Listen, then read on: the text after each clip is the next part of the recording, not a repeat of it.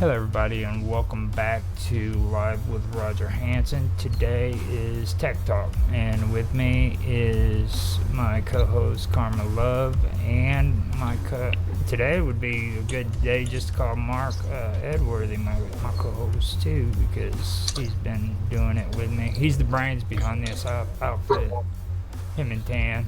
So, um, Tan, I'm guessing is supposed to be in here shortly. He might, but he's been kind of busy here lately, so I don't know. With that being said, I'd like to welcome everybody, and if you want to say hi, say hi. Hi. Hi everyone. Okay, so today is going to be. Well, see, last time we did this, I'd already finished off all the stuff that Pecos Dave had for us. So we've kind of gotten into my craziness. So I wanted to kind of push it to another level of craziness. And the reason why I made this topic is because it's something that I'd noticed a long time ago on YouTube. And the last episode that we had, there was something on there that kind of made me remember this, so I pulled up as much information as I could on it. But today we are going to have another episode of Tech Talk, and we're going to have a general discussion over long-range site-to-site network connections. Now, this includes the use of TCP port 21, SFTP, SSH, Unify, Crypto Matter, and RJ45. Terms such as building to building, wireless point to wireless point, and site to site will be used in references to bridges. Now, if you don't know what that is, don't worry. Just stick around, and because we'll be discussing it here on the stream. So, and we're also going to be discussing long-range transmitters and what they are as well. Mark is going to give us a general description of what local, national, radio brand frequency related legislation is and how it relates to what we're discussing here. So with that, I hope I said that correctly, but I'm going to hand it over to Mark to kind of give a general idea of what that's all about, because I said that he was going to do it because that's a real smart thing that smart people should talk about. Church, Mark. Thank you for calling me smart. Okay. With site-to-site communications, really, to sum it up, it's just if you've got two buildings that have a private network, and you want to only allow those two buildings and maybe possibly other clients to access that private network, then a site-to-site connection, a connection between those two buildings, and only those two big buildings would be suitable. You know, you were supposed to talk about the legislation, right? Okay, the legislation. Somebody's tired. Somebody is tired. I think yeah. Let me get my thoughts together. Legislation is a very broad topic. But generally, we were talking about earlier wireless points, so Wi-Fi points in between buildings, and wide range Wi-Fi. We were talking about radio frequencies and how certain radio frequencies can be illegal in certain countries, certain territories. But generally speaking, the 2.4 gigahertz and 5 gigahertz frequencies that Wi-Fi uses is not generally restricted by legislation. Again, depending on specific territories. Yeah. That's important to know too, because like in the video that I used as a reference to what I had the idea from, they even mentioned to where they had to go down and take care of legislation problems, you know, or not problems, but like make sure that all the forms were signed and everything. They actually said that when they did that process, it made it easier for them. You know, that was something that I didn't understand. They said that it made the whole process a lot easier than if they didn't have to do it, I guess. Some countries require licenses to be sought depending on the radio frequency, such as an example, if you want to start off your own FM radio station, if you're going to most countries, you're going to have to find or go through legislation and licenses to be able to do that. Now, would that have anything to do with the same process that you go through for like ham radios and stuff here in the United States? Yeah, very I'm not sure about specifics, but I would imagine very similar. That's pretty cool. That's probably what they were referring to when they said it actually made it easier, because then they would probably have a cleaner network from point to point. I'm not sure about cleaner, but well, legally speaking, more legal, I suppose. Okay. Okay, so we got a general discussion done on that one, and that, like I said, it was important to do that for legislation and stuff, and making sure that you got all your paperwork done if you're planning on doing this.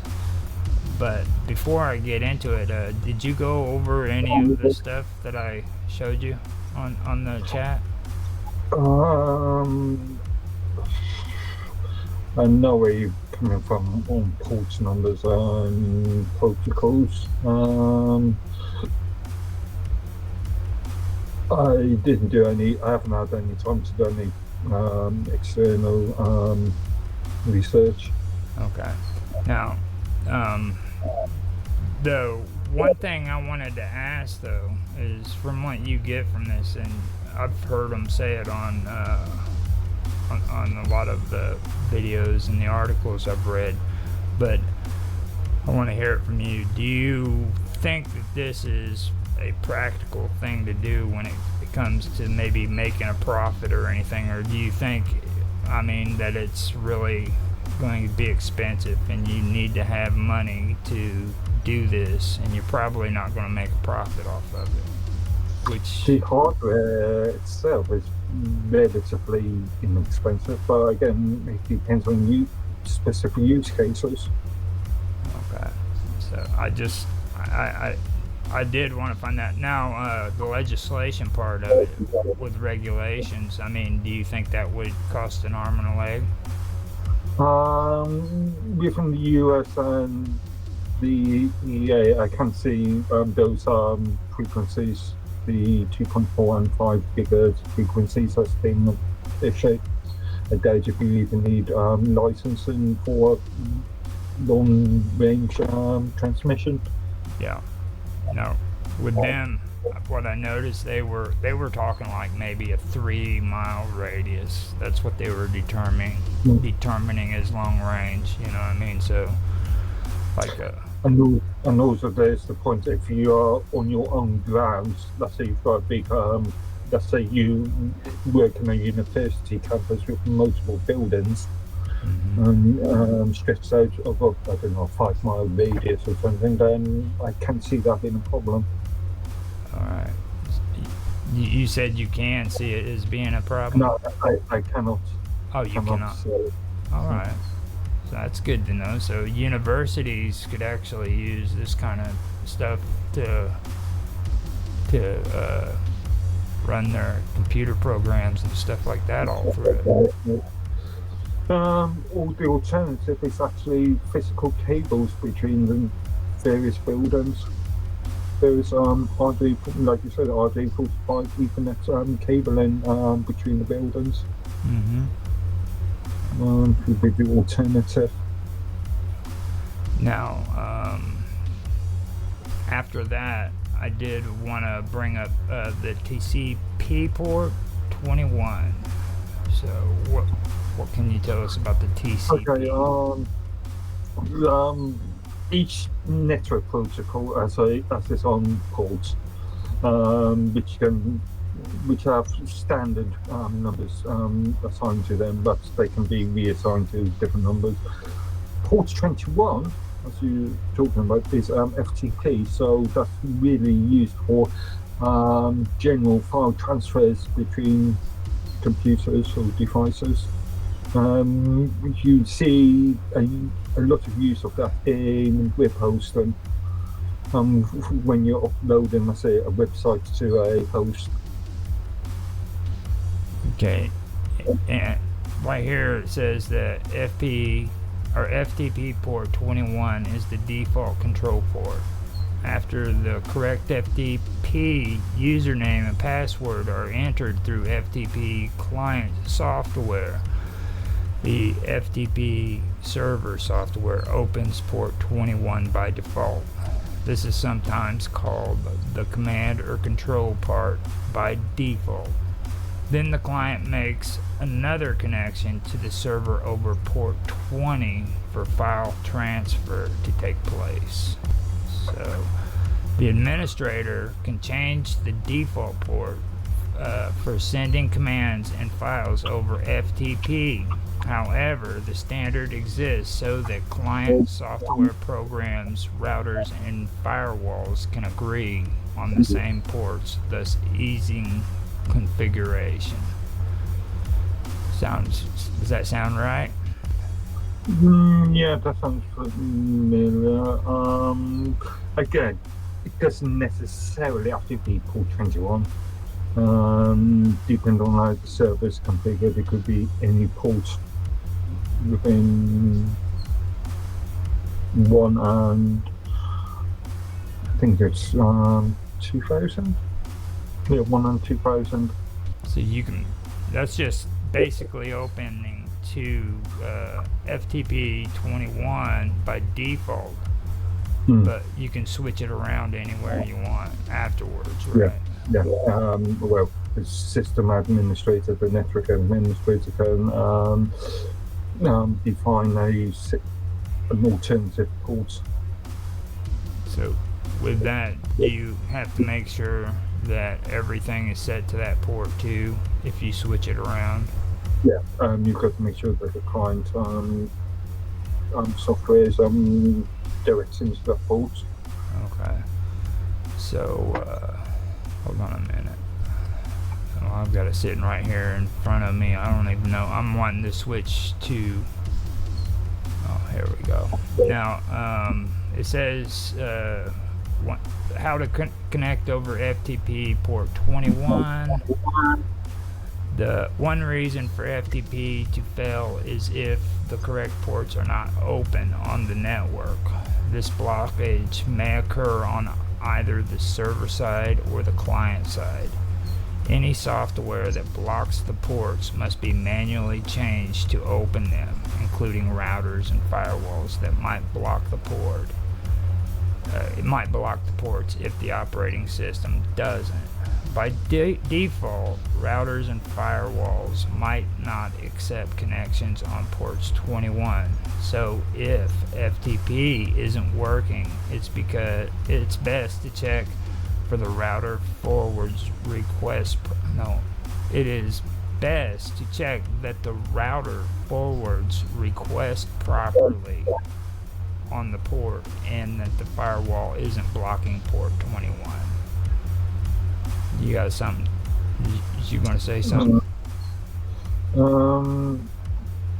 I'm thinking that most users gateways will allow port 21 to be open anyway by default. But again, internal security may differ from provision to provision. Would you have any idea of what kind of security inside of like the system that would cause problems like that? I mean, like, Well, it all depends on the specific use case. Then, oh yeah, yeah, yeah, I know what you're saying. depends on the specific network setup. Like there isn't like one specific reason why it messes up. It could be each separate network. Yeah. It is all dependent on infrastructure. Okay.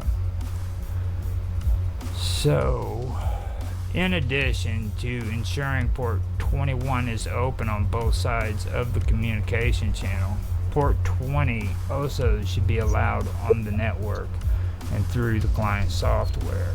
Neglecting to open both ports prevents the full back and forth transfer from being made. When it is connected to the FTP server, the client software prompts with the login credentials, username, and password that are necessary to access the server. So that is TCP, and it's not very long, so Just to make a point, port 21 is used for the establishing of connections between the two hosts, and then port 20 is there for the purpose of actual transferring of data. Okay, so that's for the actual data getting transferred from. Yeah. I keep forgetting the name. It's the host and the client. That's it. Yeah. Yeah. From host to client, and the client is usually the one that receives the internet, and the host is the one who gives the internet to the client. So Service, not necessarily the internet. Yeah. It could be Service. access as FTP server itself and nothing else. I have a question. Okay. So you were saying about the host and the client. Does that mean in the same aspect of, let's say there's a company and they're getting the internet from someone who creates the internet, does that make the creator the host, and then the company that might distribute it, let's just say we have Spectrum out here, let's just say Spectrum, does that make Spectrum then the client and then they're our host, or is the creator the direct host?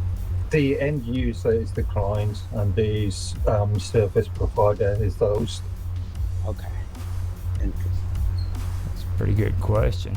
That actually is a pretty good question, because there was a video I seen before that where the guy he actually did it because he was frustrated about the internet that was in his area, and he said that first of all, before he even did this, he wasn't even computer savvy, but he moved out to like this really small town, and it had a beautiful scenery and everything, but the internet sucked, and he didn't want internet anyhow, but he had issues because his daughter was going to school and she needed to use the internet for school. So instead of him wanting to get the crappy internet that was around there, because they build them for like $700, he turned around and he started following these freaking telephone, or these wires, these poles, to find out where the mobile services were going.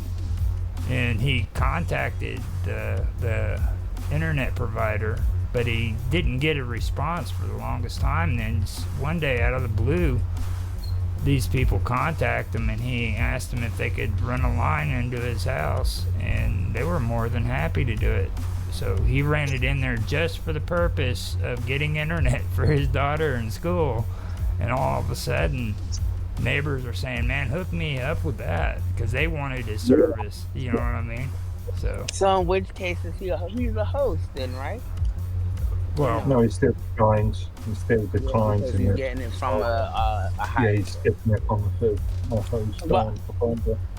so who is the person that the internet company is supplying it through? Because someone had to create these connections and then market it to the internet company. Like there's someone in that either usually not within the company. The company is created because the idea was formed.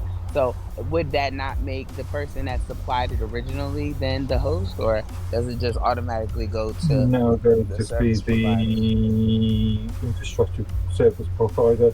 So Hmm. in most cases, it'll be a telecoms company, Okay. or in the US, it could potentially be a cable company. Thank and, you.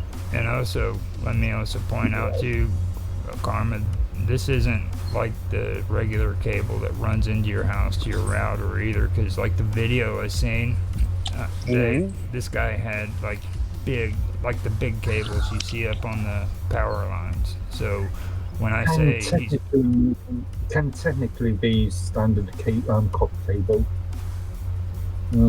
but generally speaking, these days it's more fiber optics.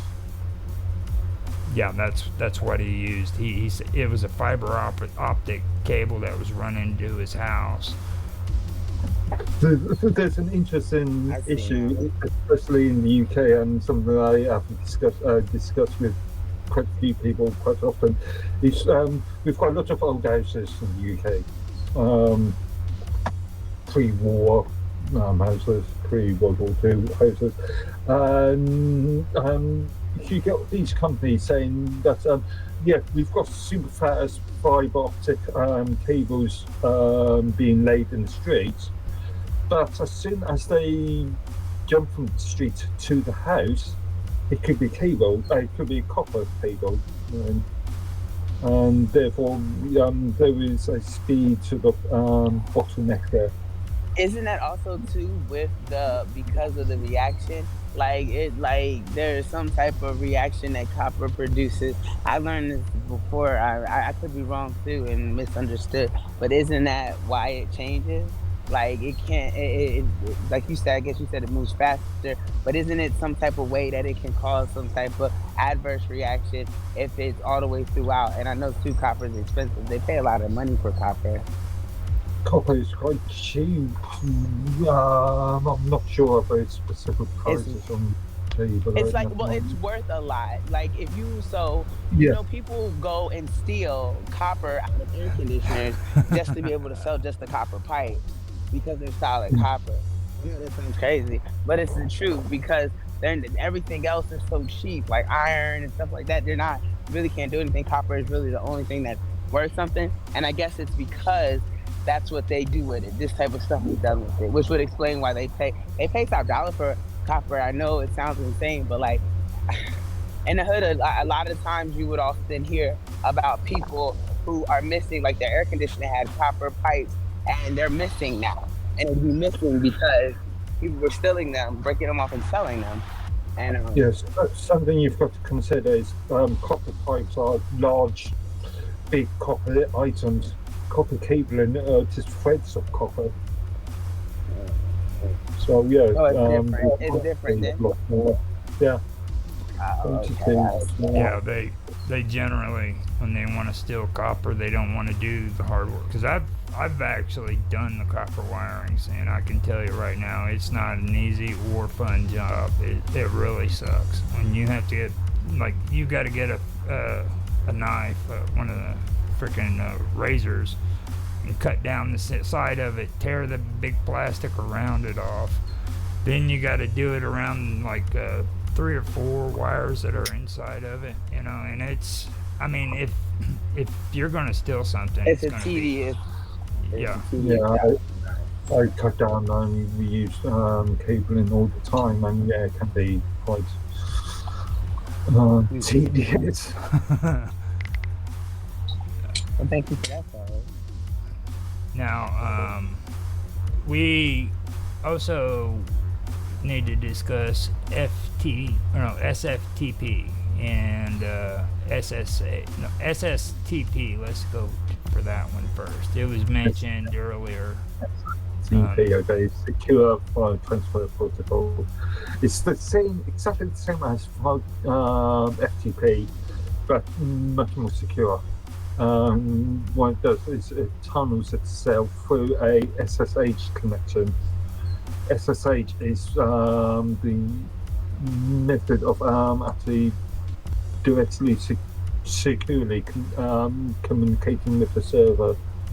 So, as an example, I can bring up a terminal that links directly to an external server, which then I can just type in and treat as a normal terminal. So that would basically be like on the video that I showed you. I don't know if you guys watched it or not, but like they had their laptop hooked up to the system, and once they were doing the trial runs and everything, they had to hook up into Google Maps, and Google Earth is what it was, and Google Earth would triangulate where the terminal was, and then where the dishes were. I forgot what they're called.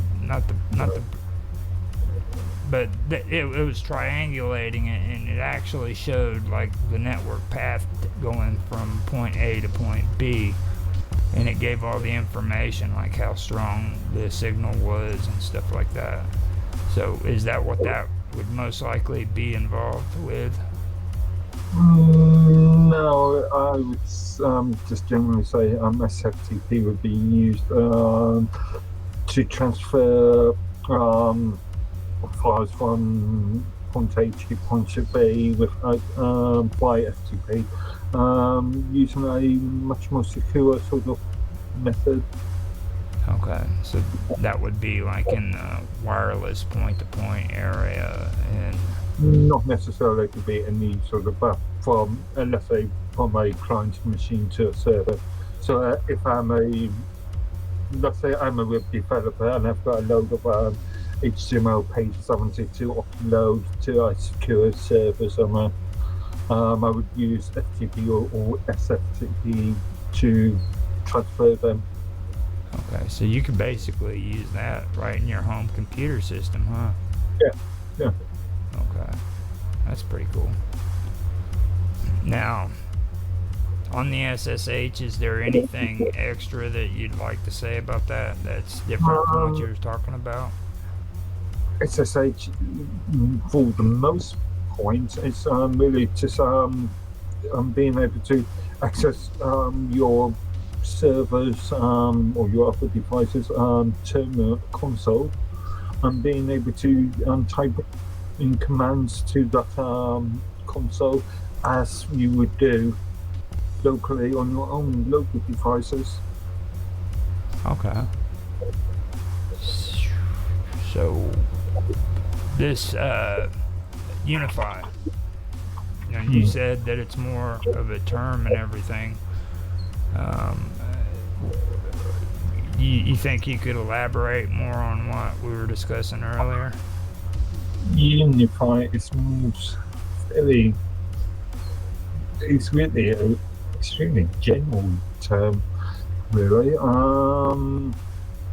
Just trying to see if I find an actual definition. Unify is just a concept of networking. I'm not absolutely sure of an exact definition of what Unify is.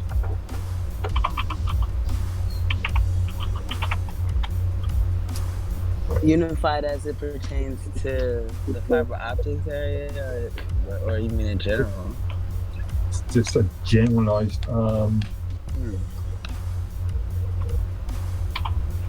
You watch. This is where Tan pops in with the answer. Is it not interconnection? Is unified not interconnection striving towards a common functionality?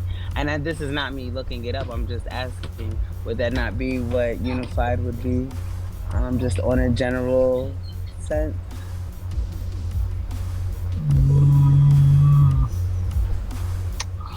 Interconnection striving to a common functionality. So, I mean, like basically a car's parts is unified in order for the car to operate. Just wanted to see.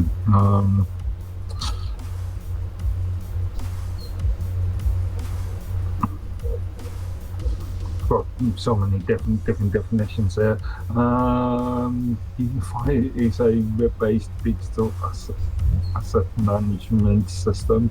There he is. You said it. You might be able to answer this question. Can you provide an actual definition for the term Wow, unified? hello. Hang on a second. Hi. Got echoes. Can you hear me okay? Yeah. Oh, okay. Sorry.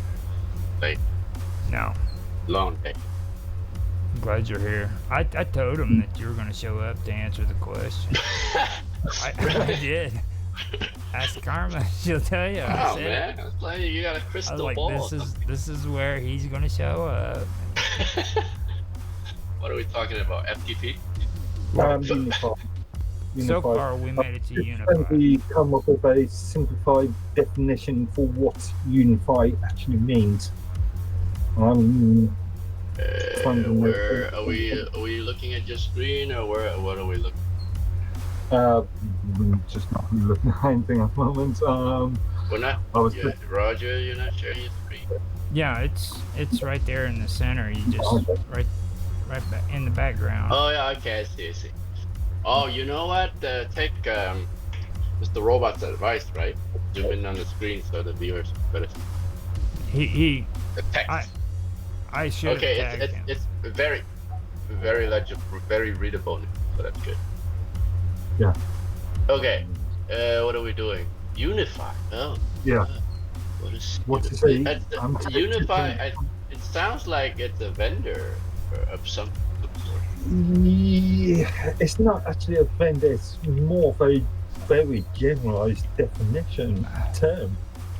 Is it like no? It's like a or somebody that's introducing a modern concept of Wi-Fi, or what is? What did you find that from, Roger? Yeah. It was mentioned in chat earlier, and that's where it originally came from. Unified Enterprise Wi-Fi System data. You see, I was trying to avoid that. Mark gets on to me when I do that.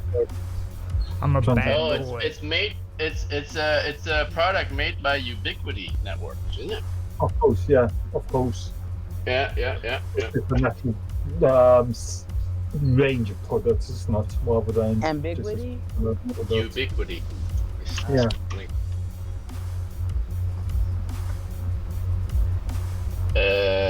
me.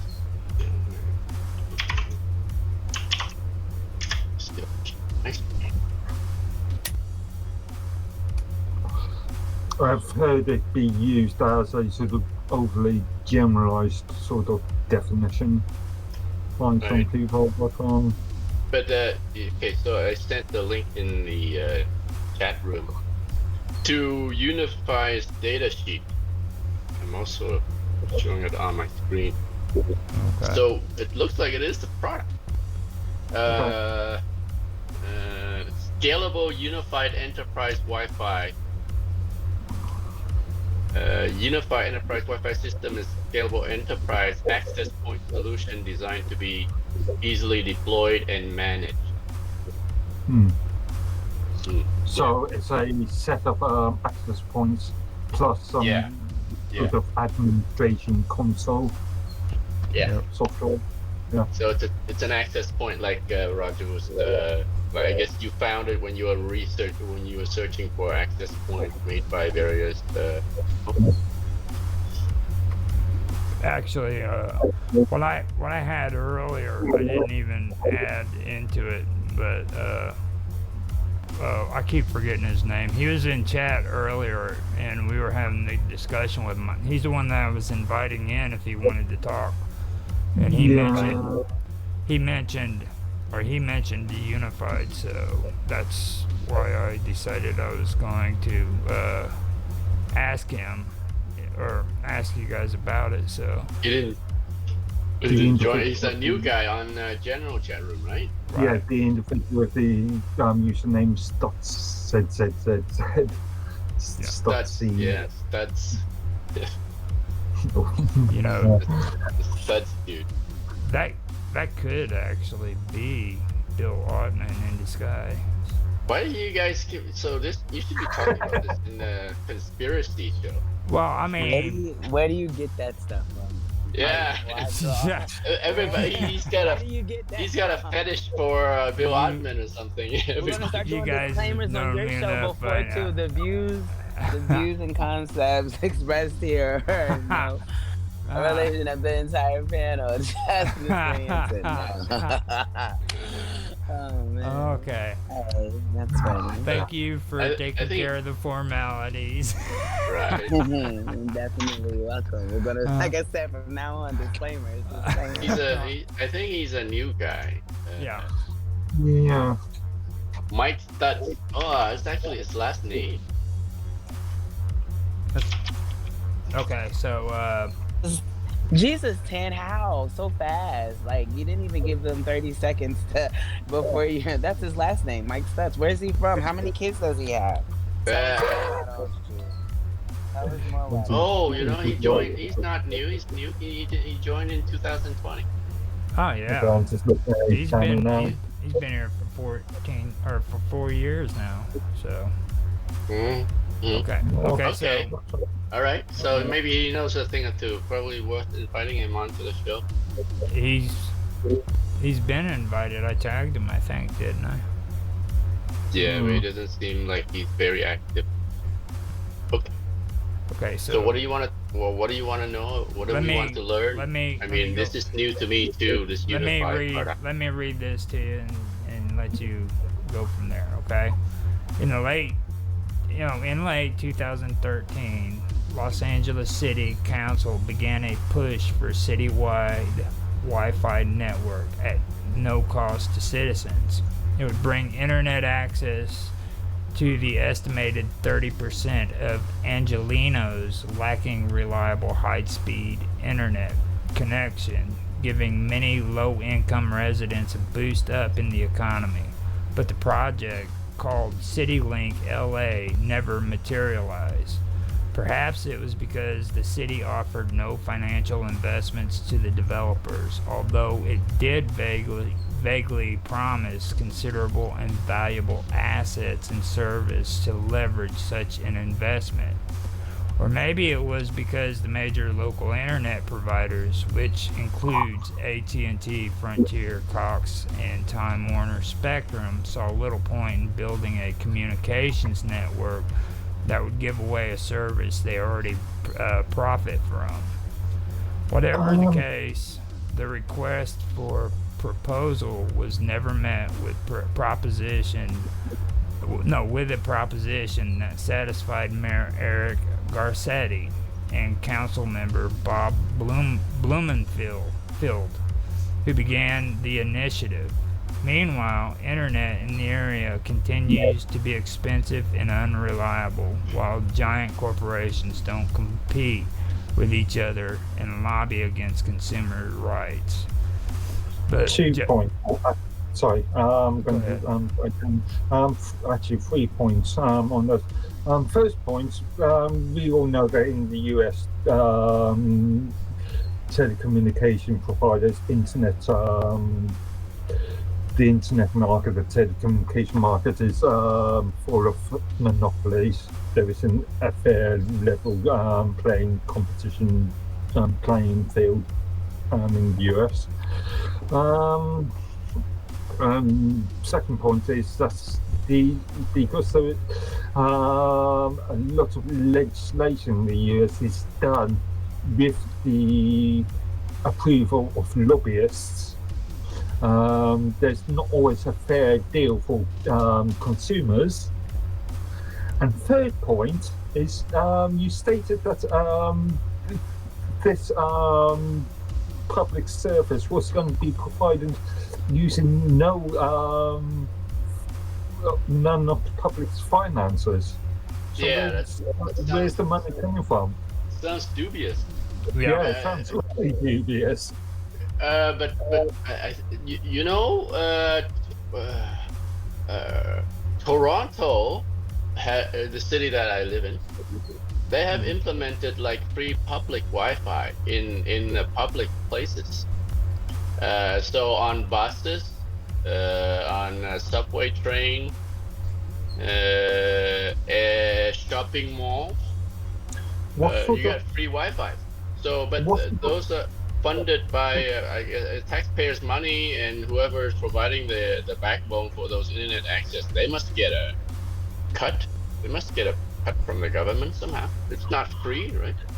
So it's interesting. Just curiosity, what sort of data do you have to provide service to register with the service? Just Wi-Fi access. So internet access. You don't have to web provide. browsing. You don't have to provide contact information. You don't have to provide. Oh, no, you don't. No, just you don't. Okay. Yeah. Some shopping malls where they provide their own free Wi-Fi. They ask you to sign up with an email or things like that. But public. Presumably, in a lot of these situations, they're still collecting MAC addresses and stuff. Well, yeah, they might be doing that. Underneath the covers, you never know. But Well, if it's a public sector service, then a freedom of information request should be able to clarify that. But curious is how Los Angeles is. Is this what the city you're reading from about, Roger? Yeah, it's Los Angeles. The thing that sticks out to me is like like you said, they said that they wanted to do it, but nobody was willing to put up the funds. You know what I'm saying? So basically, it was supposed to use taxpayers' funds. Yeah, basically, it never even made it to legislation. Nobody even wanted to fund it. You know, it was an idea.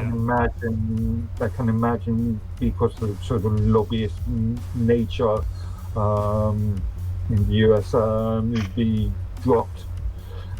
We've seen this with the various states' right to repair bills, where you've had lobbyists come in and say, we don't want that, and gave some arbitrary reason, and then that legislation was shelved. But you know, the other thing could be that Los Angeles, being like a fairly high-tech city, everybody's got internet on their mobile phone. Who would use the free Wi-Fi? You've got Los Angeles is really a sort of city of two sort of states, isn't it? You've got the extremely tech-savvy, sort of rich entrepreneurs and developers and stuff, and then you've got the extremely poor side. On the suburb or in the city area? No, you've also got to remember, what do they call that? Something Valley. Silicon Valley. Silicon Valley's right there too. So like these. Yeah, exactly what I said. It's like a fairly high-tech city. Yeah.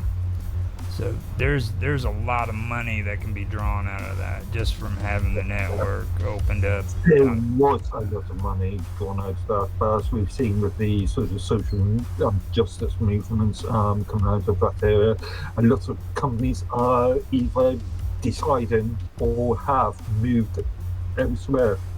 Florida being a very obvious situation at the moment. So let me finish reading up on this little bit piece right here. It might shed a little bit of light. I don't know. I didn't expect it to like hit the politics so hard. You know what I mean? But Josh Shapiro, a 29-year-old 3D modeling producer has a plan to help upset the status quo. He's building the Los Angeles Community Broadband Project, LACBP, a wireless internet service provider that would beam affordable high-speed internet from Culver City to the Hollywood Hills. Building fiber infrastructure is expensive and time-consuming, but advances in radio communication tech is making it easier to bypass bypass much of the construction and bureaucracy involved in connecting the masses. LACBP also hopes to safeguard net neutrality for users and undermine the corporate stranglehold major ISPs have on the market. So that's basically all that I'm gonna do there. I didn't think that was gonna be so. In theory, that's an idea, but again, it's just making sure that you have the ability to build the infrastructure and also the right to build the infrastructure, because obviously the infrastructure will have to be on state-controlled roads in private areas as well. So if you haven't got the ability to build the cables or the poles or stuff, then where are you going to stick them? Yeah. If you haven't got the right to actually build the infrastructure within that area, then you're a bit stuck. Okay, so I've got to. Yeah, sorry about that. I got kind of stuck. I was in the middle of posting a link and I had this thing muted. But yeah, the geopolitics and all that stuff is what they're getting into. Like they're throwing up the net neutrality in California. You know, I chose this article because it was a major metropolitan area where. The other one that I was talking to you about, where the guy just had problems with internet with his daughter, you know, that was in a different location. So, and the things that they found out too on the video was actually pretty interesting, because they went through and they showed the parts and they showed everything that was involved in it, which, you know, I'll do like you wanted me to and not mention name brands and stuff like that. But from what they said, it was relatively cheap from the price that I seen. You know, if it could do what they're saying, it's worth spending, you know, $1,500 for the parts. So the equipment itself is relatively cheap. But again, there's the sort of legal issue of who owns the land where the infrastructure is being built on. No, that would be something else to look into right there, because it was like I mentioned to you, like, I mean, what would the cost be on just being, because you know you can't freaking get those permits without putting money down, you know what I mean? So that's going to cost. I mean, you can't build a telephone pole on a piece of land unless you've got access to do that in the first place. Well, see, the strange part about that is like they're not building telephone poles. They're right. I've used that as an example. You know. But yes, we build underground or stick up wireless access points be on those lands. After all, wireless access points have a limited length, radius. Yeah, they were talking about how like it would be about 3 miles, 3 to 6 miles, and then they Then we'd said have to build another one. Yeah. and then like you know how you have 45 degrees or 90 degrees, you'd have to angle the well, actually, let me get on with it, and then we can get Actually, up. Oh, go ahead. this is the issue that we've seen with millimeter 5G connections at the moment. Millimeter 5G connections, you've got to have a actual device placed somewhere every couple 100 meters or maybe 500 meters or something, and obviously in a main street, in a main public in a town, let's say, you could actually attach them to lampposts. But if you're stuck, but you still have to have access to those lampposts in the first place. Yeah, they did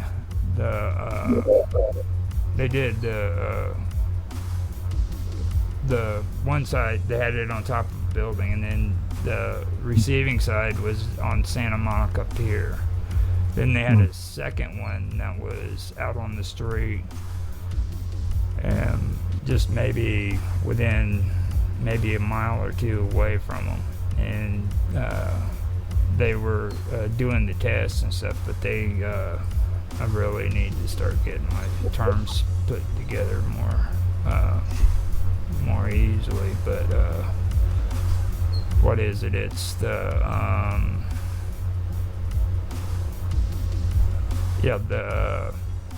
receivers. Yeah, the receivers. They were on Santa Monica Pier, and one was out on the street right next to the road. And after that, they had the transmitter, which was up on top of the building. So The transmitter can be connected into the same device as the receiver, so you could have a mesh sort of network where it will bounce, the signal will bounce to one transmitter, and then from that transmitter will, or from that receiver will bounce to another transmitter, the receiver, and so forth and so on. So with the antennas, they were using EPMP. It's EPMP 2000, but I guess they have 3000 available now too. Again, I'm not familiar with those models, those brands at all. And they were using a wireless bridge, so. But if it's the devices, looking at the dish devices that you showed earlier, they have to be at a sufficient height so they don't get vandalized. If you're in the middle of a city such as Los Angeles and they are sort of high heights, then it's obvious that they're going to get vandalized. They were also talking about with in terms of latency too. They don't really have issues with the buildings and the houses and stuff, but the palm trees actually cause them to have latency problems. If winds start blowing and the palm trees are shaking, it screws up the latency or the internet connection. And I was like, that's pretty strange, man. Also, there's a interesting phenomena, which I can't remember what it's called now, something like raindrop phenomena, where in certain conditions, if you get sort of tropical rain, light rainstorm, that can actually cause serious issues to the packet as well. Now, before I start getting into the rest of it, you made a comment about RJ45. You want to say a little bit more about that? RJ45 is just a technical term for standard Ethernet cabling or the connections on the end. You RJ, most people will be familiar with RJ11 connectors, which are the standard connectors that are used for traditional phones. RJ45s are very similar in nature, but used for networking, computer networking. Now, you said that there was an alternative to all this by just using the RJ445. Yeah, RJ45 is just a standardized network connector. But using that, is there an alternative to going through all this that you could use? There are several alternatives, including network Wi-Fi and what's the term? There's a specific fiber optic connector, which I can't remember what's called. It's very similar to RJ45, but with minimal cables. Okay, so you don't want to give up the goodies, like. I can't think of the definition. I mean, like. But you said in the chat that there was a way that you could just use that as an alternative to going and doing all of this. Yeah. So yeah, I was talking about. You were talking about Wi-Fi connections, and I just suggested that Ethernet it's a viable, or it's a standard alternative to Wi-Fi. So rather than having your client devices all connected, you said it wireless. An alternative to the iPhone. I'm sure about my phone's actually. I thought that's what you said. No. Rather than just connecting your devices wirelessly, have them connected through cables. Okay. So, yeah. Just basically use the cables to do a lot of the functions and stuff that this is suggesting. Yeah. I've got some cables on there, but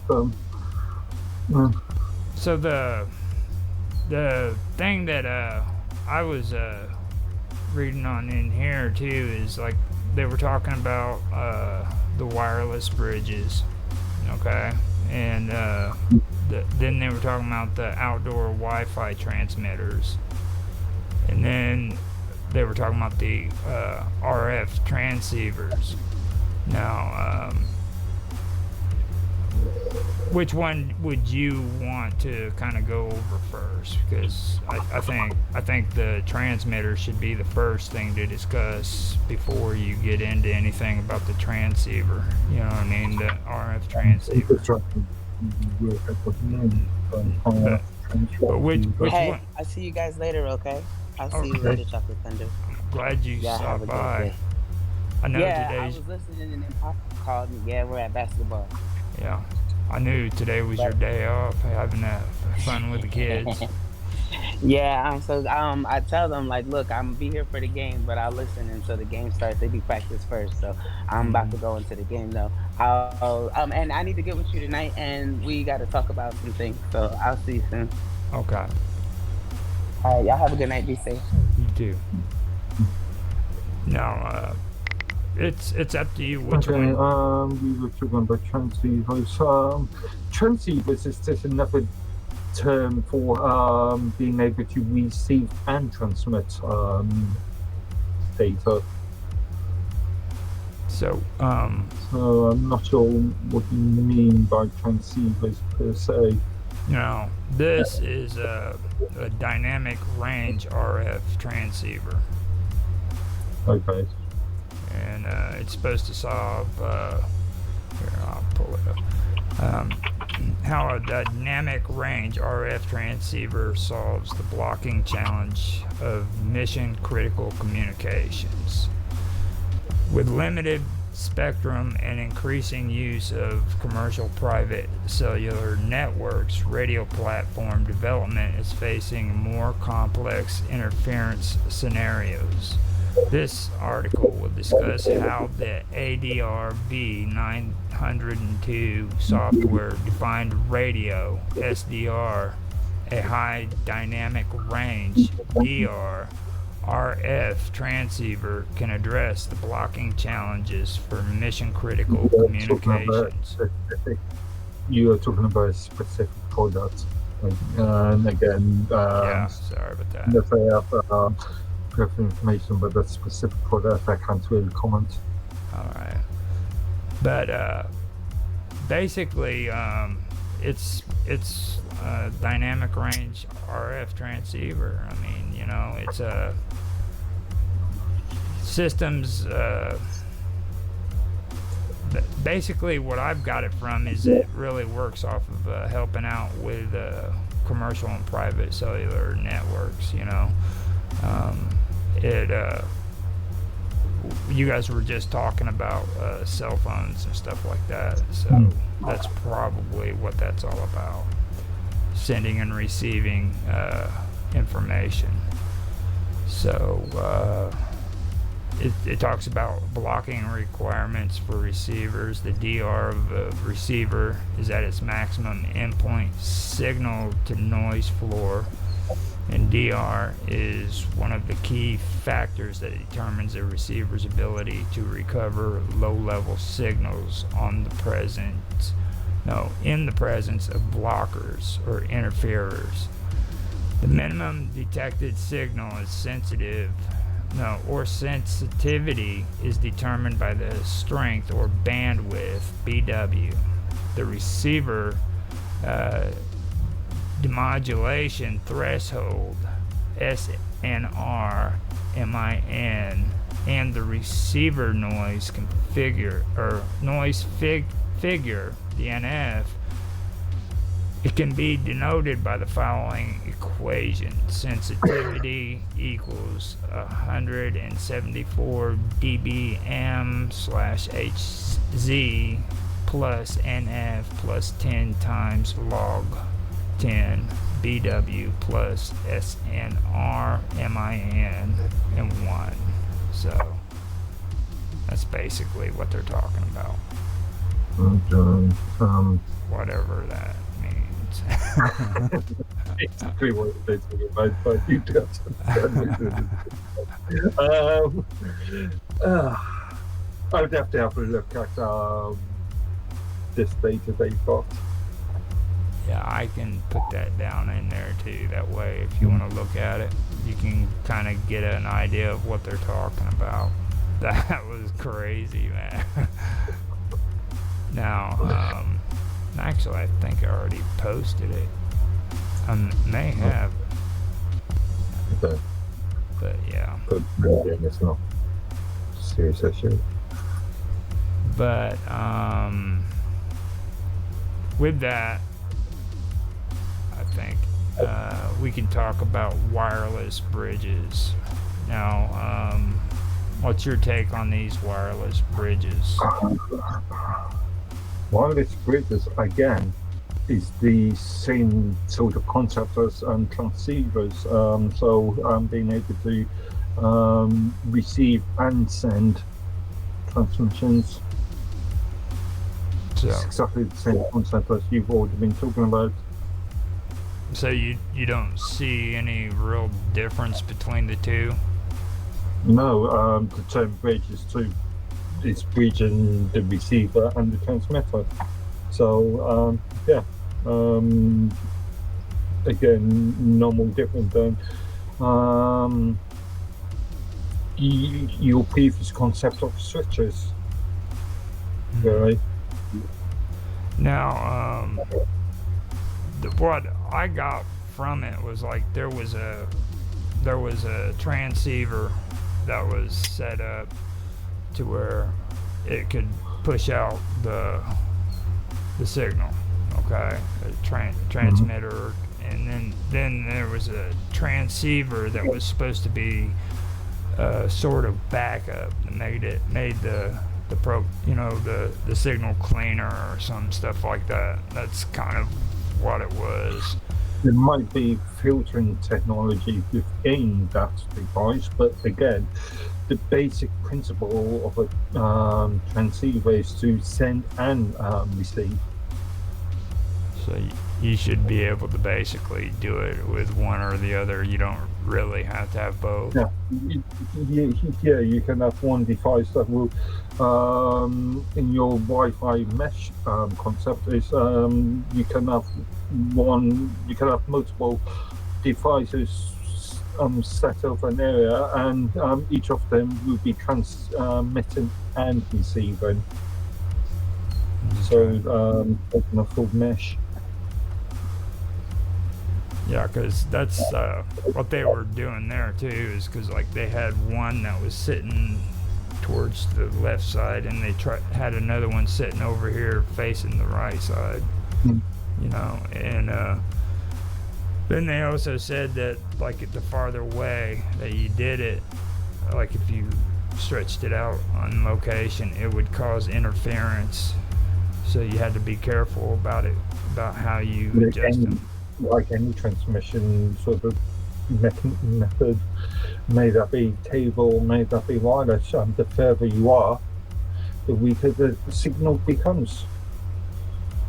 So yeah, you can have in this case, you would have devices set up at optimal places, so you would never have a relatively poor signal. That's cool. And that actually is pretty cool. Now I covered pretty much the transceiver and the receiver, so now we have to get on to the other side. And well, the wireless bridges, actually, that's something that we should discuss.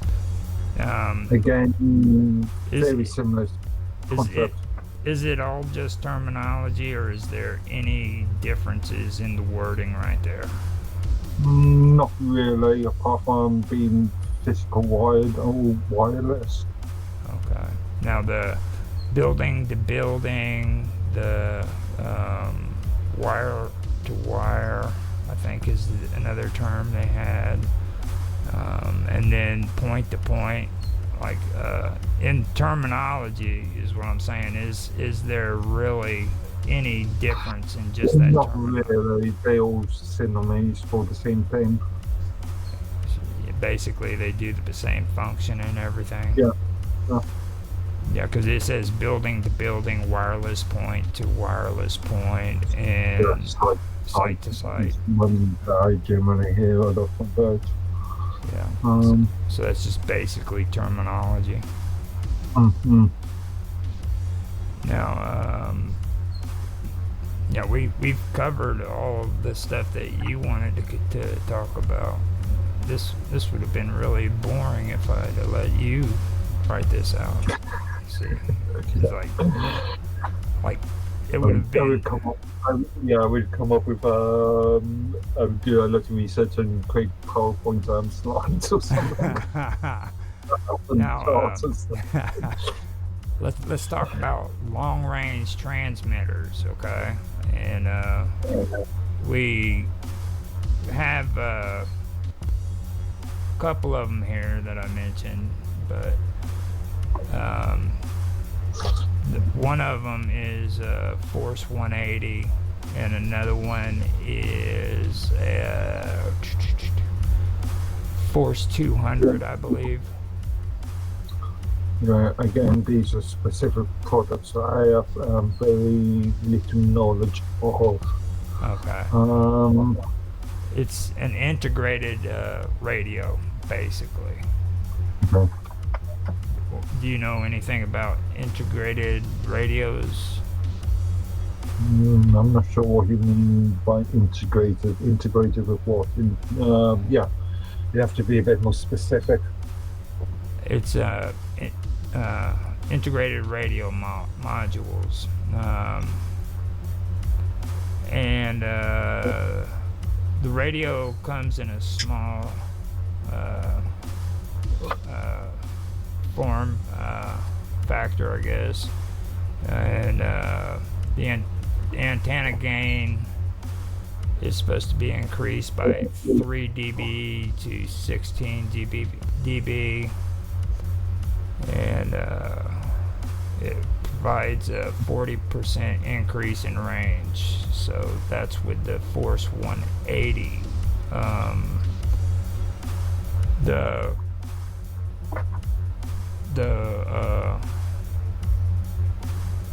PDF, I've got that on here. I can post that up there. But basically, that's what it comes down to. They're radio, integrated radio. So basically, when they're talking about using the radio signals, you know what I mean? They're not. So they increasing the distance.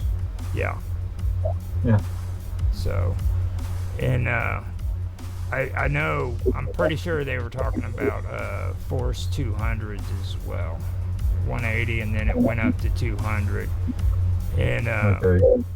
they were saying too that whenever you're trying to do this stuff, if you're like trying to do it as a host and a client, it's always best to upgrade the client before you upgrade the host. You know what I mean?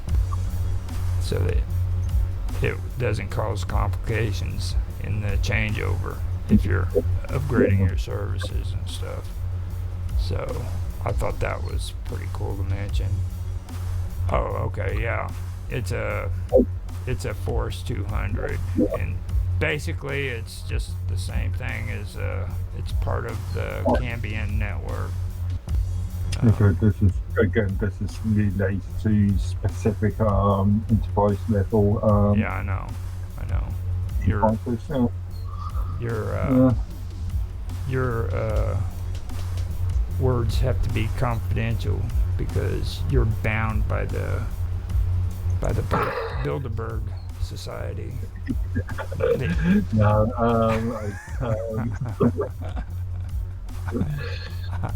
You know about the Bilderbergs, don't you? yeah, okay. They're really good. I don't know that. Of course you do. You're from England, man. Everybody in England knows about the Bilderbergs. Okay. They beat you guys over the head every day about the Bilderbergs in England, I bet. Actually, you don't hear much about them. You know, we don't hear anything about them in the mainstream. Yeah, I could imagine. But yeah, I really wish I could get more into it, but like by the time I ended up getting to it, it was getting pretty close to the thing. But like it talks about channel spacing, frequency range, you know, channel widths, and with the channel spacing, the configuration is 5 millihertz increments. And frequency range is 5 gigahertz, 4910 through 5970 megahertz. Isn't that MHZ? Yeah. Oh, Yeah. exact frequencies as allowed by local regulations. And that's where you're coming in and talking about Yeah, it goes back to the sort of allowable radio frequencies bands that you can use. now the channel widths 5, 10, 20, 40 megahertz, and they have physical layer 2x2 MMO OFDM, and the internet interface is 10 by 100, 10, 100/100, 1000 base T compatible well, you don't like hearing It's the name standard of sort of Ethernet sort of speed. yeah. So now the network management is IPv4, IPv6, HTTPS, NMP, V2C, SSH, and the name that I'm not allowed to mention. Now the VLAN is 8021Q with 8021P priority. Okay, so that goes with the Force 80, and I can't get the Force 200 because they just throw up the price here. And specifications, I could have checked that out. Channel spacing is 5 megahertz increments. Frequency range is 2.4 gigahertz. Model 2402 through 2472. Megahertz is 5 gigahertz. Model 4910 through 5970 megahertz, and channel width is 510, 2040. Well, see, I mean, I don't really see very much in differences there, to be honest. I think you'd have to review both data sheets side by side, and Well, I mean, I do. technically. I did have it actually. Let me make sure. Yeah, I actually did have it side by side. I probably should have looked at that before I dropped it down. Now, the only place I could actually see it being different is in the physical layer. It's 2x2 MIMO/OFDM. And then right down here in the protocols used, they have IPv4, UDP, TCP, IP, ICMP, SNMP v2c, HTTPS, STP, SSH, IGMP, snooping. Now, what's up with that IGMP snooping? You know anything about that? Hey, I know what snooping means, but IGMP. That sounds interesting. Internet Group Management Protocol. It's a protocol that allows several devices to share one IP address so they can all receive the same data. Okay. That's interesting. So yeah. So sort of mirroring IP addresses between multiple devices. Yeah. But now here on the network management, it changes to or it adds onto it. Well, first it's HTTPS like the other one, and SSH, but then it has SNMPv2c added into it. So SSH and HTTPS are used for administration, management, and usage. So that's why, as HTTPS is concerned, it would be some sort of web-based or browser-based management interface. SSH would be allowing direct console access. okay, so that makes sense actually from what I've seen.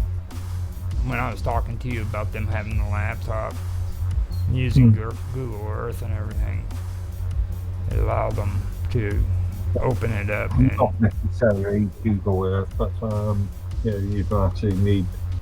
But it's just methods of accessing the management side of the device. yeah, they've actually got something called Link Planner, which I thought was pretty cool, and that's where they ended up using the Google Earth from. They got in there and they were using Link Planner, and it just popped up Google Earth, and next thing you know, they showed the whole grid of the entire area in Los Angeles where they were at, and they were up on top of a hotel with the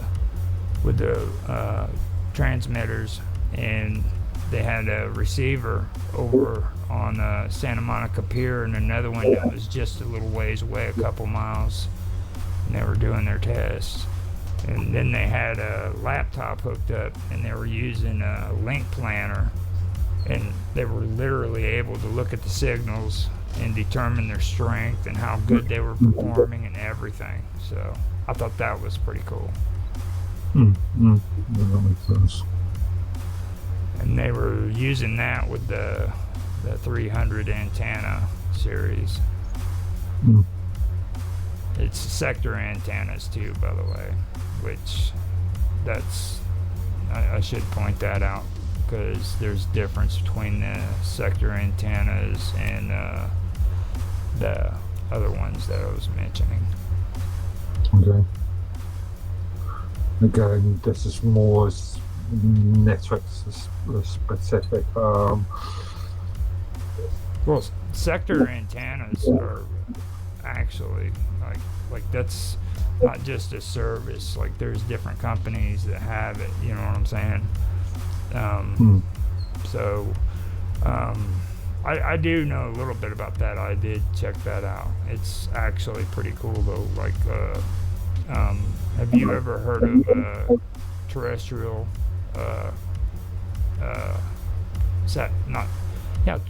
terrestrial satellite? Yeah. That's kind of the concept they've got right there. They're using the same concept for their antennas.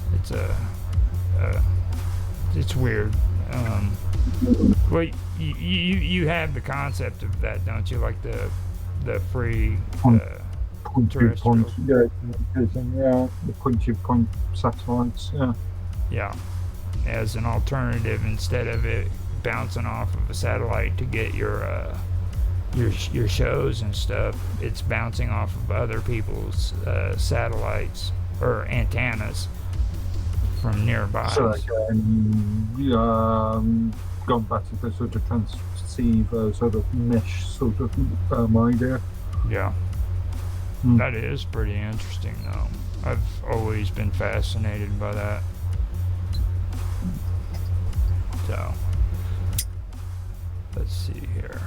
Yeah, we've covered all my stuff. We got all my cool stuff already discovered, and this SSH too. I can read what they said about that. It's what their definition is. An SSH, or secure shell, is a network communication protocol that enables two computers to communicate. CFHHP, or hypertext transfer protocol, which is the protocol used to transfer hypertext, such as web pages, and share data. An inherent feature of SSH is that the communications between the two computers is encrypted, meaning that it is suitable for use on secure networks. SSH is often used to log in and perform operations on remote computers, but it may also be used for transferring data. So that's all I'm going to do with that. Then it goes into how do I use SSH. And you talk about SSH already? Do you want to talk about SSH? Because we've got. Let's talk. Yes, well, you brought it up, so let's talk about it a little bit. So SSH is, like in the olden days, you have a terminal, and we had Telnet, where you can, are you familiar with Telnet? Mark? Oh, sorry, Roger? Yeah. I'm sure Mark is, but Roger, do you know about Telnet? That was the one that was supposed to eventually create the Terminator and take over the world, right? No, that's Skynet, man. Starlink. No, okay, so Telnet is like a shell client program. Works best with the Unix and Linux operating system, where you have the Unix system running on remotely, and then at home you have a dumb terminal that connects to it using this protocol called Telnet, which is like a shell console protocol, where you can remotely log on to the Unix system through this program called Telnet. This protocol, I think it's port 23 or something like that. But not only does it work for Unix, mainframes does remote terminals as well, right? Where you have the whole mainframe running in a giant server room somewhere, and you have a bunch of dumb terminals, right? The green screen. They're like just dumb terminals that just get a monitor and a keyboard, and they connect to the mainframe through this Telnet protocol. So various mainframes have various Telnet protocols, like TN 3270 is for mainframe. So TN is short for Telnet, right? So 3270 is the protocol number for like IBM mainframe to implement connections with, and they have various character encoding that the green screen will render by. Most of it's green screen, but you have like emphasized character like italic or bolded characters on the green screen applications, which is like mainframe applications that render like a text-based screen on your terminal. So you see a lot of it still going in department stores, where they have old points of sale systems that are connecting to the mainframe through that protocol. So there's TN3270 for mainframe, and then there is IBM has a lower class of mainframes called mid-range. Like the old name for it was called AS400 series of mid-range computers. Later on, they got renamed to I series or something like that. And those mid-range, so instead of mainframe, they're mid-range computers. The dumb terminals connect to them via this TN5250 protocol. It's another Telnet protocol that are used to connect to the mid-range computers. Okay, so that's Telnet. The dumb terminal shell to the mainframe or to the Unix system.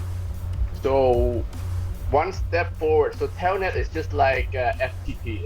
It's similar. Is a counterpart of FTP, where it's non-secure, right? Traffic is wide open. People who snooped on it can catch the data that's being transferred from the client to the server. The SH8 counterpart or the secured version of Telnet is SSH. Just like the secure version of HTTP is HTTPS. So secure socket layer for HTTP traffic, and secure socket layer version of Telnet is SSH, secure shell, right? So SSH, I don't know if there's any mainframe now to support SSH. Maybe they do now, but a lot of them predominantly and originally implemented on the Unix system and the Linux system, right? So you similar to Telnet, you open a secure shell onto the server, and the server, it's through an encrypted channel through a server generated certificate that secure the communication between the client and the server. So that's SSH, right? Secure shell. The FTP part of that secure shell is called secure copy or something like that. It's like is a SCP, SCP, secure copy. Yeah. Now, Yeah. Yeah. is that SFTP? Yeah, no, it's not. It's not this. No. Yeah, yeah. It's not. SFTP is like a maybe Mark can talk about it. I don't know too much about that, but it's a secure version of FTP. But SCP is secure copy, which is like a file copying on top of secure shell, right? And it's primarily for file transfer. So you use the secure shell protocol to copy files back and forth, whereas secure shell is more than just file copying. It do more data communication that allows you to open a remote shell from a client to the server. But SCP is primarily for secure file copying. And they have various clients. On Windows, they have something called WinSCP, where it's a Windows program that has a GUI that you can drag and drop files from your desktop folders onto the server folder. Drag and drop. Well, see, that's what I was talking about. Like, we were actually looking for all that, and that's when I said, this is where you get on the computer and you start explaining all this stuff. So, I mean, it was like, as soon as you came in, I just said that, and we were right at that. We actually went on to Unify, because that's what we got stumped on right there. I think one of the most obvious examples of Telnet is I've been worked in insurance companies where they've used Telnet for time card, the old punch card sort of concept, right? To monitor when the staff are working and when they leave the work. SSH is common in server administration. I use SSH all the time to actually control and configure servers, remote access servers. Yeah. Like nobody uses Telnet anymore these days. They would use the SSH. Again, maybe in localized point of sales places or right. Time sheets sort of methods. But more and more commonly these days, that's more done by HTTPS. That's done by a browser interface. Yeah. Okay, so another thing we wasn't able to go over with you. What's your take on TCP port 21? That's FTP. TCP port 21 is just the FTP. It's a FTP port. FTP. FTP transmission port. They have two ports, I think. Port 21 and port 20. Port 20 is FTP 21 is for initial connection, I think, and port 20 is after the initial connection and handshaking. It's the actual file transfers itself. It's pushed to port 20 for the file transfer. So in terms of firewalls, if you want to open up FTP on your firewall so that the internet can reach you through FTP, then you have to open those. One port. Most domestic users will have or gateway devices will have those ports open by default anyway.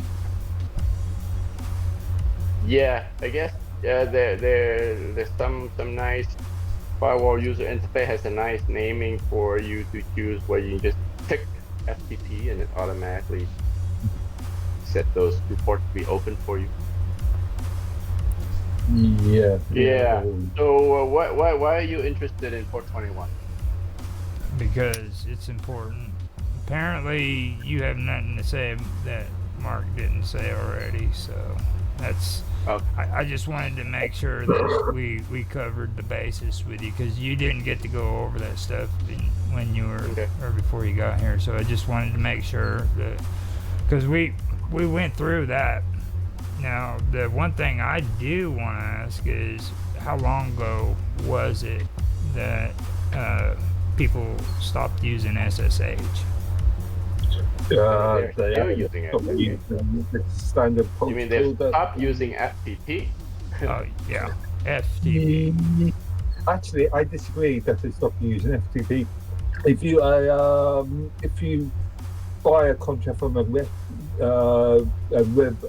host, FTP is still the standard protocol to transfer HTML or documents from your client to your host. Oh, really? Yeah, if you're a web developer and you're creating web pages locally, FTP is still a standard protocol to transfer them. But I thought it would have been like 10 years ago that they do that, but now wouldn't they have used No, SSH? it's still coming out. I still find hosting companies that still provide that quite regularly. So Okay. if customers were conscious about the sensitive data protection, they would object, wouldn't they? To Yeah, Okay. well, yeah. I'm talking about standard web hosting. So you're creating a public page, let's say a page of mine's, one of the public sort of marketing pages for mines, and then you're uploading it by FTP. And see, now you've opened up a can of worms, because that's actually a good conversation to have right there. So, what would do you think that's safe security wise, Mark? Because I mean, after For what, general usage, for if you, like I said, if you are uploading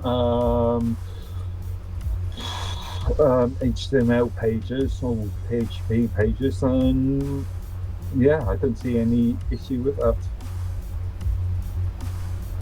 what about you? Yeah, Ken? if it's just static HTML pages, then okay, maybe. But you're uploading some program that has, password information, credentials Yeah, to connect to a database or something like that.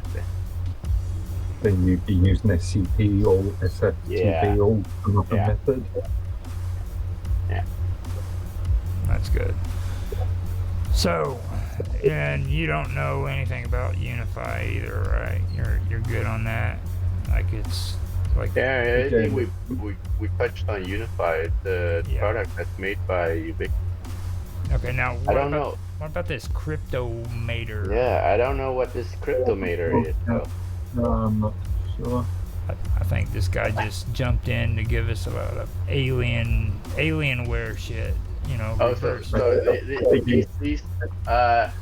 are the terminologies that this guy spewed out for you and you picked up, and then you just wanna. It's just market Didn't show up for the freaking occasion. You know, it's like, yeah, I'm in the Cryptomator. Just cut Cryptomator. mighty stud. Is it the That's stud it, guy that brought it up? I've got the chat. I can bounce to it. Cryptomator. Okay, so it's cryptomator.org. Yeah, I'm looking at that now, and it's just a method of encrypting data once it jumps into a so-called cloud service. So once you've uploaded it to something like Nextcloud or OneDrive or Google Drive or Nextcloud or whatever, It just encrypts your data. Yeah. Now, do you think that could actually work with a system like this? Yeah, but there's plenty of other alternative solutions out Right. Yeah. there. Plenty. If Be just curious to pick his brain on how he uses it. how would you use it? I don't know. Don't know what the use Um, case is for it. I would probably use it like I would use Lux encryption. It's like a Create a password encrypted zip file, isn't it? yeah. I like it's Lux encryption. So you create a volume, and then you stick the data, which is passworded or encrypted Right. from up, and then you stick whatever files and data you want within the volume. Alright. On the cloud. So it's like a background service that runs and encrypts your folder for you. Much like is it CryptFS? So they fairly Lux. DuckDuckGo's no, it's encrypt. Yeah, it's much like what's the commercial thing? TrueCrypt. Yeah. Oh, but TrueCrypt, isn't that the certificate generator? It's a method of creating encrypted volumes. So encrypted Okay. storage. No. devices. You know, Windows has what is it? BitLocker. Windows, Yeah. Microsoft Windows Same. has Same. BitLocker, where they encrypt their whole hard drive using encryption key like this. So it's built into Windows. No, but And this on guy. Linux, like guy- Linux and EXE, you would use Lux or ENCFS. No, this guy's Yeah, name was Stutz. His name was Stutz. Stutzz. So I told you that's his last name. okay, gotcha. And he was telling us that he's been doing networking and network security, Wi-Fi network firewalls. Okay, let's watch this YouTube about what this Cryptomator. The Kryptonator. Yeah, go. Can you go, Roger? Yeah. Can you go to the page and then play that? I think you can do it too. If you want me to do it, I can do it. But I don't Yeah, see. you do it. I think I have we'll have. Okay. Rick. Better be You careful. basically share the page, right? Yeah. No, you just go up and copy the HTTP on the page, and I'll go down to the video and do the rest for you. Okay, let me Just try this. out of curiosity, was you doing that? That's C person. He didn't say what sort of clientele he had. He didn't say if he was doing it for just a personal sort of interest or if he was doing it with Are you an looking for a way to enterprise work on your confidential style. files on any cloud storage? Cryptomator is here to help. It is the best way to encrypt your sensitive files before they get Did you hear uploaded that? to the cloud. But what if you are working in a team? Yeah. This is where Cryptomator Hub comes into play. It adds access management for your Cryptomator vaults. Let us show you how.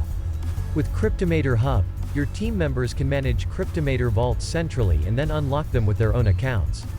There is no need to share the vault password with your team anymore. You can even hook up Cryptomator Hub to your existing identity infrastructure. Log in using your credentials stored in Active Directory, or using single sign-on via OAuth, and apply policies like two-factor authentication, or even passwordless Pretty authentication via extensive web for an authn, open source or project. using any other industry standard authentication method. This Vaults could be created like with Cryptomator Hub will be stored the same way as you're used to with Cryptomator, securely using end-to-end encryption, so you can stay with your preferred cloud storage provider. Need to keep track of who accesses which vault. All unlock attempts can be monitored by an admin and reviewed in an audit log. All this is possible without weakening the end-to-end encryption. Cryptomator Hub is a true zero-knowledge solution. Get started with Cryptomator Hub today, the secure way to work in teams. Installation. Yeah. with active directories or presume LDAP, and administration and auditing. It's interesting. So you can review logs of who accessed what file. Yeah. So might be worth playing around with it, right? Well, I don't. The secure way to work I in can think of It other made me started all solutions over that do again. very similar to stuff.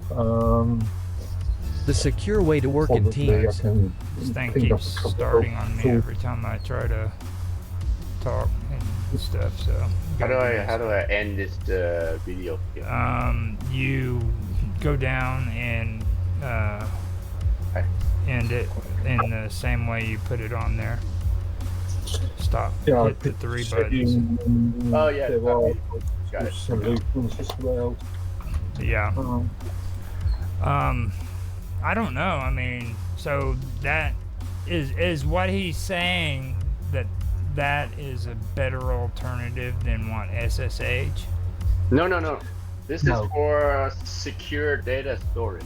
So you know, Mark for the was storage shit. yeah. So I Mark got you. Mark was mentioned a few weeks ago where he's using his cloud. What was that? yeah, I'm using Me- it. I'm private using VPN. Nextcloud, and that allows me to review audit who actually edits a document on or who edits or uploads a document on Nextcloud, and Nextcloud. Yeah. So if you combine this Cryptomator with your and it's Nextcloud, also yeah. Nextcloud allows for encrypted directories as well. Okay. Yeah, I've not set up encryption, that form of encryption on my setups, but you could create volumes where which are encrypted to each individual user accounts. So, do you think that this makes it a little bit more in Tan's favor on server versus cloud?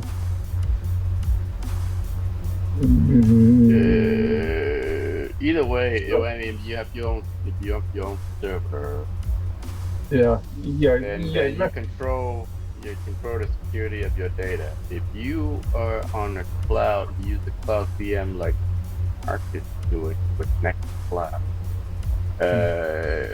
So Mark said they already support the data encryption on the drive. Yeah. But like if some cloud storage provider do not have that, then I can imagine you can use this to safely secure your data.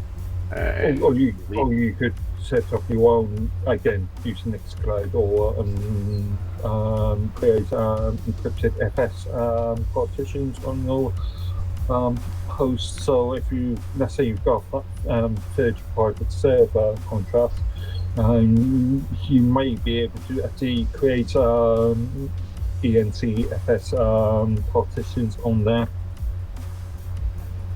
But you also have to keep it in perspective of tonight, what we're focusing on too. Like in a setup like this, you know what I mean? Do you think this thing's not free? No, that's why. What is the license on that? Yeah, it's £10 per month per seat. Oh, 10 pounds. Yeah, that's English. So it's in the UK. Yeah. Right. So it's not free. I thought it was free. So it looks too professional. But you know how those English people are. They don't ever want to give anything away, dude. They're always freaking take. Yeah, you gotta give me money, buddy. Give me money. Actually, it is actually an open source project as well. Is it? Well, it's like to find the GitHub page. It is because I just see the Well, they Totally do that on Linux too, though. Like there's a Yeah. lot of open source programs that they like. What is it? Ubuntu I know is free, but then I think they changed Mint. Was it Mint that they made it to where you have to pay for it? They have enterprise license, I think, where you pay for it and for them to support you. We know Mint had a. I know Ubuntu has. I know Red Hat has. And I know Oh, SUSE right. has. What did you have on Mint, actually? Now, on a long-range site-to-site network connection, or do you think this would be practical? Depends on specific use case. Well, like if you're wanting to set it up with, well, I guess with a cloud, or with a server. Something I'm I sure. just noticed update. You were talking about the payment of £10 per license. It's not a license. It's not based on that. It's a donation sort of thing. Oh, it's a donation. This is the donation? Yeah, it is a donation. It is completely open source. Are you talking about this guy? Cryptomator? Oh, the standard. Yeah, I'm just seeing if there's any sort of further contracts, support contract or something, but I can't see When anything. you see full access to mobile app, which is currently I don't see anywhere where it says it's the donation. I think you have to pay them. It's not like No, I'm looking at cryptomaster.org/donate. Oh, okay. I mean, you can donate if you want, but it's And it even says donate per month. Donate for $10 every Yeah. month. right. But Any sort of commercial. no, but this donate, I think it's just a donation with no strings attached. Yeah. You want to support their project, you donate. You don't have to have their stuff. Or in that case, what's provided within the actual paid contracts? Paid. So I can't find anything on paid contracts. GDPR. It is GDPR compliant. That's good. That it should be.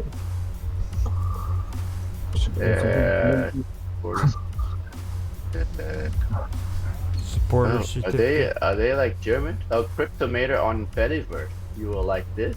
Oh, yeah, never mind. I ain't interested.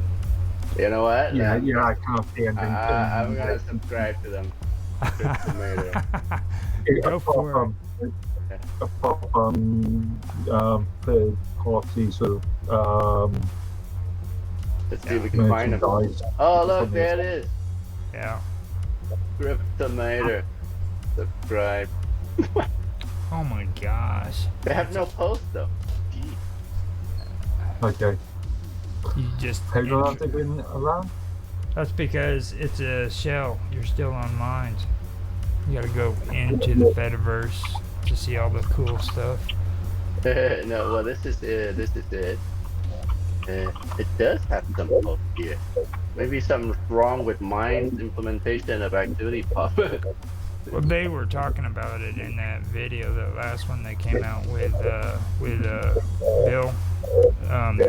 He was saying that they're having issues about identities and setting it up to where you can't get on Facebook or on Minds with more than one identity or some shit like that. Yeah, it looks like it's not synced. Because clearly they have some posts here. Yeah. But I'm looking at through Minds and I don't see it. Yeah. Yeah. Okay. It's probably just a shell platform that's created because they do it on YouTube too. Like it might not be really created by the creator or the video, but YouTube. No, but this is their same Fediverse address. So this is like their page, cryptomator@mastodon.com. Well, yeah. And here's the same I'm Yeah. looking at Minds.com Cryptometer and I can't see anything. That's right. Channel. That's I'm looking because at you it over didn't there go too. in. You didn't go into the Fediverse. Tan, Uh, Tan went into the Fediverse. this is the well. This is his Mastodon. Yeah. Okay. In that case, that's really poor marketing. Yeah, Mark. No, I mean, no. I think mine. Maybe nobody has subscribed to him. Maybe it takes a while to think. The subscription. I don't know, cause I've subscribed to some other people like that guy that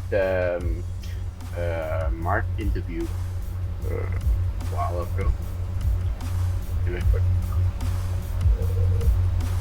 Well, at least we established who this dude was. He was a Fediverse implant. Well, I'm just wondering, he didn't mention anything about. I asked him about his interests, but he didn't mention if his interest is related to a personal interest, if he's using it in an enterprise scenario or a retail scenario. Mhm. Oh, it's the So, same as as Alex far as I'm somebody. concerned, he could be just a hobbyist doing it from his mother's basement, Yeah. Maybe. in theory. I mean, the conversation kind of went south when you started asking him questions. You know what I mean? If you paid attention to the chat, like he was real interested in having conversations with me, you know, about how we could do this and we could do that and all that. But then when you started asking him questions, he just kind of faded away. Yeah. Maybe so Mark scared him away. Yeah. Well, everybody knows Mark's the brain, so Right. he starts asking questions all of a sudden, you know. Yeah, he's like he thinks like Mark's like some sort of lawyer out to catch. No, it's because me and you, Pan, are working within the industry, and You know. yeah, experience of this every single day. You know what's going on, and We aren't just, dare I say, kids that sitting in the mother's basement and playing around with ideas. yeah.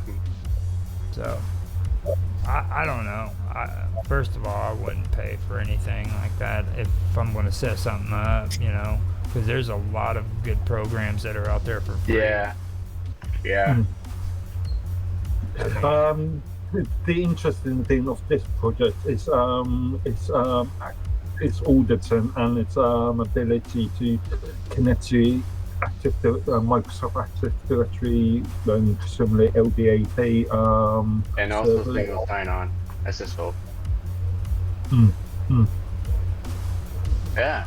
But again, set up something like Nextcloud, you could fundamentally do the same sort of thing. It's pretty cool. Right.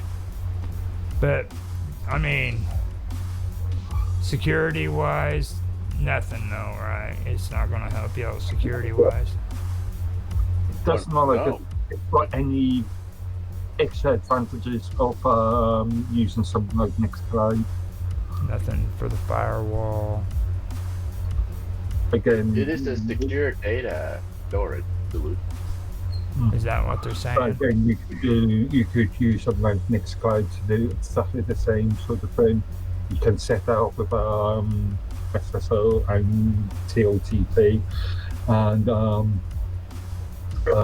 have it auditing access. Now, do you have to become a member of the Fediverse to do that? No. No, you All right. can just find the server somewhere and then download and install and or deploy and configure a copy of Nextcloud and any any extra services you want. The hell are you looking at, Tan? The Dutch guys. Yeah. Channel. Yeah. Oh, damn. Yeah, this is an IT professional. in my opinion. Mm. Yeah, I know you got curious. Mm. So you started. How did you pick his interest? A long time ago, I was just browsing around and I ran across it, and a lot of people started talking to me about it, and it is a fascinating way of looking at it. But like, this was like 5 years ago, 6 years ago, and I came back to it now, and like the prices they're throwing up are way cheaper than what they were when I was watching before. I was under the impression that doing this was going to cost like crap loads of money. You know what I mean? But Mm-hmm. the price range that they have on these new videos they put up is amazing. I don't know if they're even new, to be honest with you. The one You're I talking was- about these mesh network products. Yeah. No. Yeah. They're talking about like $1,500 a month, or no, $1,500 period, and you can have all the parts. Yeah. For the- You have to define something, you configure it to how you want it. I wouldn't be surprised if a lot of these companies provide sort of cloud infrastructure service as a software as a service sort of infrastructure where they actually host the administration powers and Yeah. then charge you on a subscription basis. Well, what was it? Last week we were finishing up on Pecos Dave's stuff, and it was that last device that we were supposed to be discussing that I told you guys that it reminded me of something that I'd been checking out before, and this is what it was. It was this topic right here that it reminded me of. It just for some reason made me think of this, so I went back and I tried to pull up all the information I could on it. And it wasn't the same videos that I'd watched. Like, there was this guy, he kind of did the same thing out of his garage, but then he had to grow, and eventually he went up on the top of a water tower, and that's where he placed his antennas, and it just started growing from there. He has devices hooked to the side of trees. Okay. Okay. You know, and it's like as his network grows, he has to go out and put these up. You know, so I was kind of interested in that when I seen all that, and it's all local. It's a local internet provider. What really caught my mind was you guys heard of Mint, haven't you? Mint Mobile. You never heard of Mint Mobile? It's like the cheapest internet on the internet, dude. Really? Yeah. What do you mean a ISP? Here, I can get it. But that's kind of what it is. It's like a cheap knockoff of T-Mobile. It's here, Mint. No, T-Mobile knockoffs. That's mines.com. PDA software for field service engineers. No, Why are you showing this? Mint. No, that's not. It's talking about freaking Mint Mobile is what I need. Oh, Mint Mobile, so I was looking at Net Mobile. Let me see if I can find it. Just sounds like another service provider. Phone plans for any budget. Mint Mobile. Here we go. Wireless. The easy and Yeah, and then there it is. Mobile.com. I can't believe you guys have never heard of this before. The guy that plays on Send a link.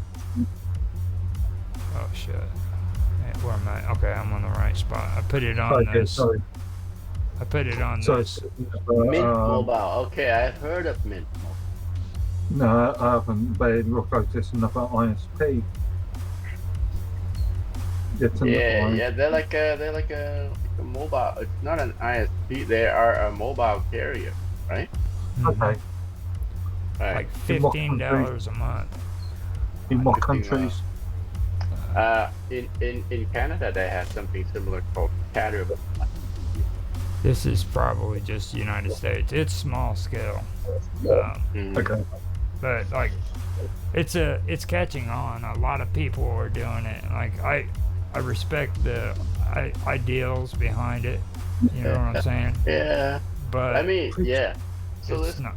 Presumably, as a carrier, they are just a sub-license of another company, because yep, you'll find that most carriers are just they pay resell for licenses the from plan. bigger companies. So Mint Mobile may be paying a license to AT&T, Yeah, or like T-Mobile or Verizon.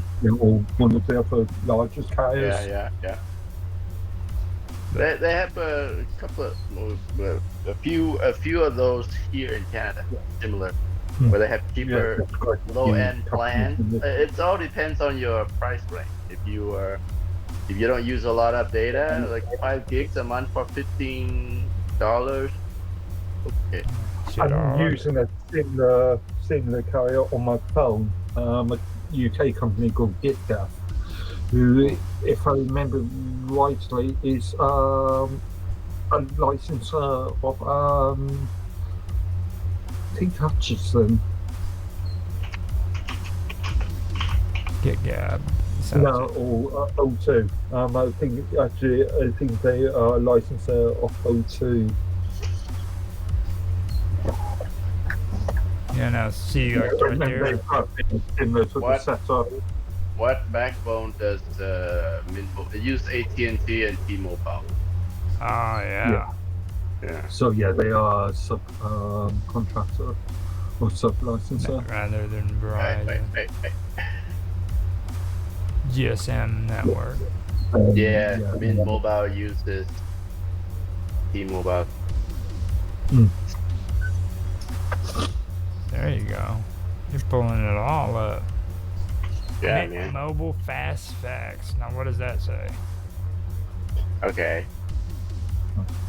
Available plan starts from 5 gigs to 20 gigs, unlimited. You pay in advance, 3 months or 6 months in advance. Okay. The Okay. end cost is cheaper. Yes, you buy, you prepay for it, and you get some discount from the prepay. Ah, Mint Mobile legend. uses Uh, T-Mobile's yeah, network. I Yeah. can see where this is going. They say discounts, but in reality, once you work out the price of the device that they're selling you, the full price of the device that they're selling you, it's not actually a discount. It's usually, generally speaking, much more than it would be if you bought the device directly. This is a sort of a con that I see a lot of high street phone shops use. Yeah, get a contract with us and have a new device on us, and the device is as low as, I don't know, $50 per month. But you've got 18, let's say, an 18-month contract. Yeah, And you have you're to locked pay in. that price. Yeah, you have to pay that price every month, and by the time you work out you paid everything, the price is actually a lot more than if you did it, if you bought the device and a separate phone contract, as Mm. separate entities. Now, you guys are familiar with who T-Mobile is, right? Because I know you're Yeah. not. Okay. Yeah. Yeah. Just wanted to make sure. They're international sort of providers.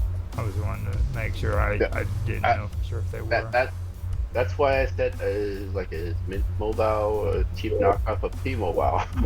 No, they're a cheap Uh, knockoff uh, of Minds.com. No, no. Yeah. No. Don't say that, Roger. Just stop it. Just stop it. Roger Hansen said that. They wanted to call me Jolly Rogers. I Hey, couldn't Bill, believe that was Do not condone Roger such. I was like, I don't think so. But yeah, that's kind of what I was getting from it when I first heard it. You know, because like, don't get me wrong, I like what they're wanting to do to keep the prices down and everything. Because that's what they. Arguably, it's not keeping prices down. It makes it easier for certain people to actually purchase because you're not paying a single price. But once you look at the interest rates and the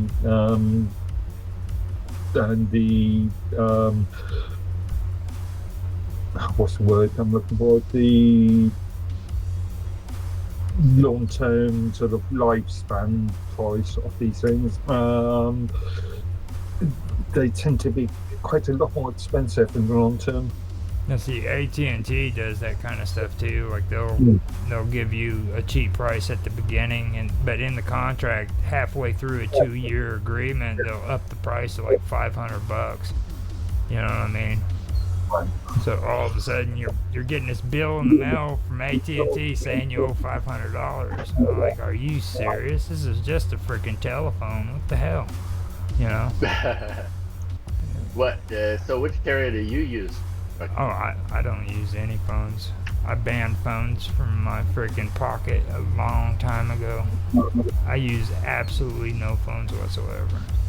How do people reach you? Or somebody lets me use their On phone Skype for or things like that? verification. If I have to like verify my account on like Mine. Mines and all that, it's a close friend that lets me do it. And other than that, that's the only reason why I need it. You can get a How do Skype you, number. how do you receive your internet access? Oh, I get that straight off the internet. That comes off of freaking. How do you receive the internet? I Internet is separate from mobile. what you do is in here you have to go through your cable company and you tell them you just want the internet and It's cable internet. you're not interested in the The phone plan. cable at all, like cable Okay. TV. Yeah. You don't want that. You just want straight internet. And then, Right. because if you do a split plan, they'll cut your freaking amount of usage in half. You know what I mean? So Mm-hmm. you'll end up paying more. But if you want to like game stuff like that, then you don't get the cable. You just go without that, which I'm fine with.